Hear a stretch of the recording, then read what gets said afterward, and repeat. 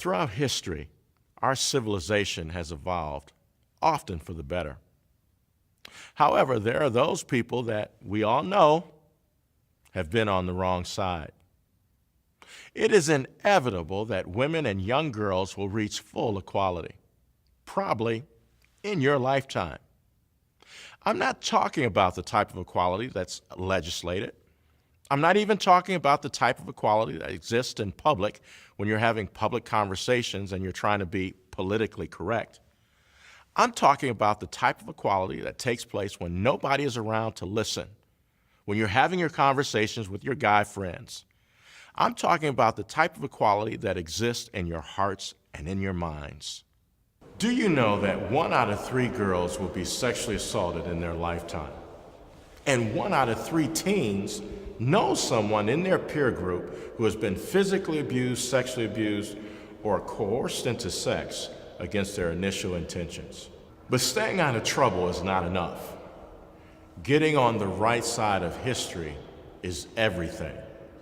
So if you want to protect your sisters, your aunts, your mothers, and even our daughters, go with me, if you will, for the next 30 minutes as we learn about what the law says about sexual assault and abuse towards women and being on the right side of history. And being on the right side can make the difference between that side and this side. How does Tony Farmer, the #1 high school basketball player in the state of Ohio, in the top 100 in the United States, being recruited by all the bigs, University of Michigan, Louisville, Ohio State, and many more, even mentioned by the king himself, LeBron James, as a rising star, popular amongst his peers, parents, student groups, end up in a place like this? I know what you're thinking. That ain't me. Well, if we were to take Tony and put him back in time a year ago and put him in a classroom like this, sitting right next to you, he would say the same thing. When we're done with this video, some of you in this room are going to say, "Oh my God, that is me." Well, why are we talking to you? You talking to me? Well, we're talking to you for one simple reason.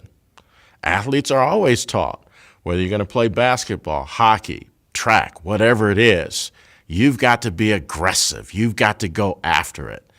But the problem happens when we take that aggression outside of the playing field and outside of competition, and it enters our relationships that it becomes unhealthy. There are occasions that even coaches precipitate this aggression, particularly in male athletes, with their female partners or partner, period. How does that happen? When you have a coach that speaks to an athlete and tells them that if you're not performing to your maximum level of aggression in your particular sport, you're being a... You a pussy? Do I look like a pussy to you? You're a pussy. Get where I'm going with this? And so what that coach has done unwittingly and sometimes knowingly is planted the seed in the athlete's mind that the opposite sex or a partner is less than. Lao Tzu said this: thoughts precede words, words precede actions, actions precede habits, and habits define a character or characteristic. So let's talk about it. You say, well, aggression, that's a good thing. Yes, in the right context. But when we go to the playing field of a relationship, abuse translates in several different ways. But it first starts with a thought. And what are those thoughts? Marginalization. What is that? Years ago, I went into a barbershop and I sat down, and everybody in a barbershop, and I would submit even a hair salon, is an expert on something. And so as I'm sitting there, this older type gentleman, looked like he was 60 or 70, sits down in a chair, and he looks like a typical Eastern European ethnic that works in a factory, and he simply began to spout this off in his wisdom as only he saw it. He said, "I would never vote for a woman for president." And as he said that, I just asked him, why? And then he said, well, because they have that monthly thing and they're so emotional. As I heard what he said, my blood began to boil, and I suddenly realized that this individual had marginalized women. Maybe it was from an era of a generation gone past that we still live with today, where we see women having less value. And so I immediately challenged him on this, and I said, well, do you know who Angela Merkel is?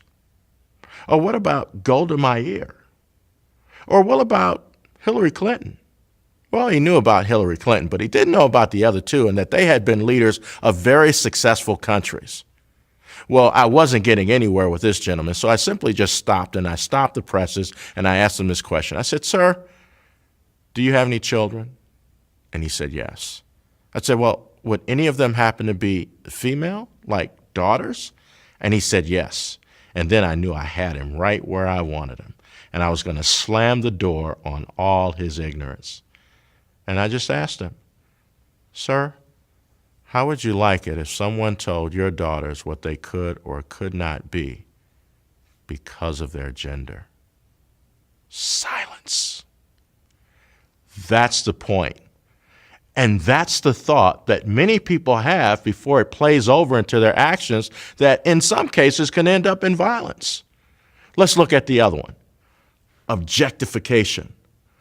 That's when players, athletes, and even some non-athletes look at women as simple tools to their satisfaction, the means to an end, the means to get their needs met, even if it means as a result of hurting or demeaning or dehumanizing another.